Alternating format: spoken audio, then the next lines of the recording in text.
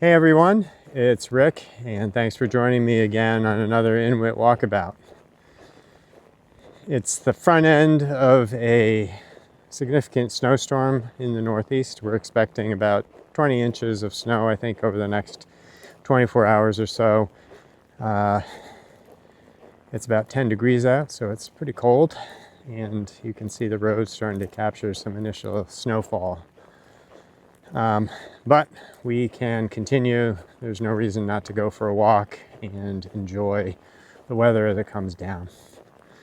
I wanted to take this walk to just kind of reflect a little bit on what we've been talking about for probably the last 6 sessions around conflict and the elements that contribute to it. And if you'll recall, or you can go back, we looked at the sort of fundamental role that division plays in conflict, specifically, psychological division.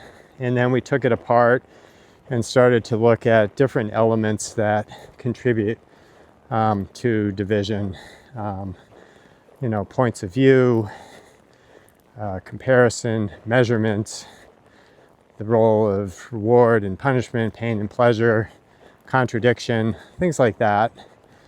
And I think one of the things that is interesting, and I would encourage you to maybe just look back on a couple of those prior walks, is how every one of those elements that we talked about with specific examples can be applied to every other example that's been used in those 6.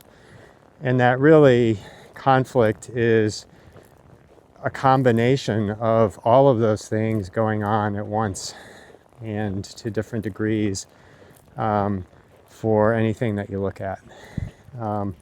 So think about how that plays out in everyday activities. Again, when you are going about your workday, or you're with family or at home doing things, and these moments come up where something just doesn't align, something just doesn't sit right, and essentially you have some sort of a division of what you think should be and versus what actually is going on, or what you think is going on, more importantly.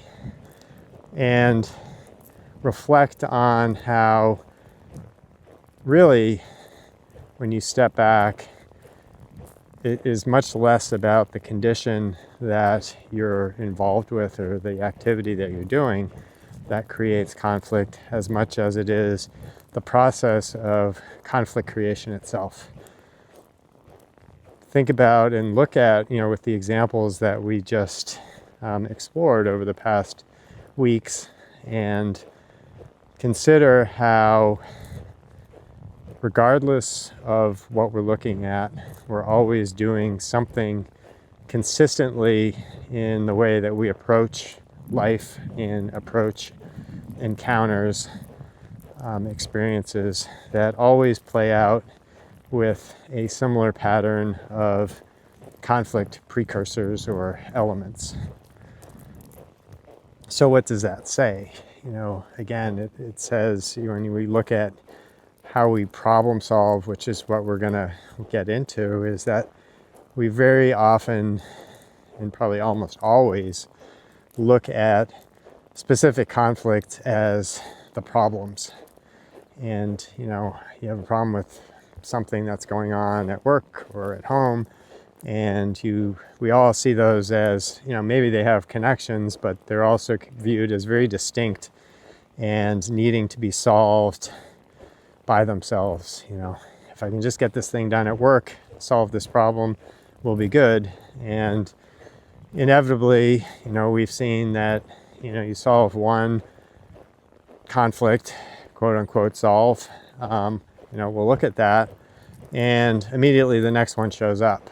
Or, you have a million other conflicts going on, and you're just trying to pick them off one by one. And it's really important to start to see that it's not the problem itself, it's not the conflict itself, the material or the way it shows up, that really is at the root of what needs attention. It's really about starting to look at the mechanisms and the nature by which all of these things seem to happen in the same pattern, if you will, all the time.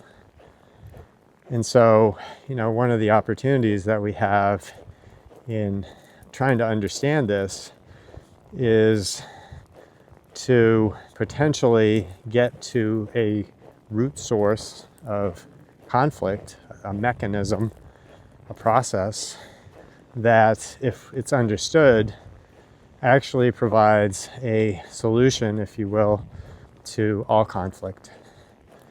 And all of a sudden, what seems like this morass of endless disputes and endless contradictions and endless,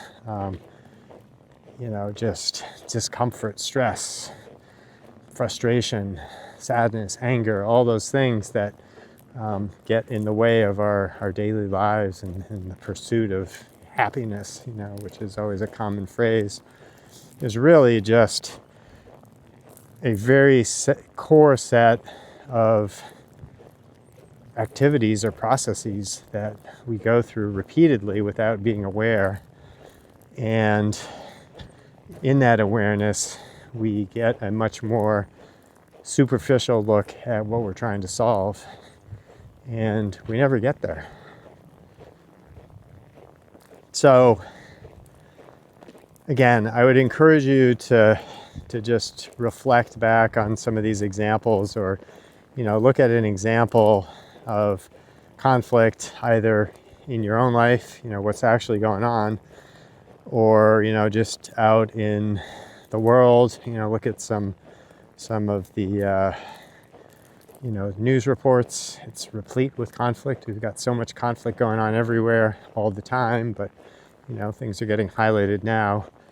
And just try to look at how all these things that we've talked about, division, comparison, point of view, pain versus pleasure, contradiction, shows up everywhere all the time, and how you can ultimately see the interrelationship of all this stuff that is just swirling at the same time. That's the beginning of actually, having awareness of what we're dealing with all the time, and sort of accepting as inevitable, where we have an opportunity to say, why do we accept that? Who says that conflict has to be a part of our daily lives, our existence? And is it a time now to actually start to look and say what's actually going on there? And maybe that's not the case. So that's it for today. I hope you all stay warm. I hope you're not all in the Northeast as I am.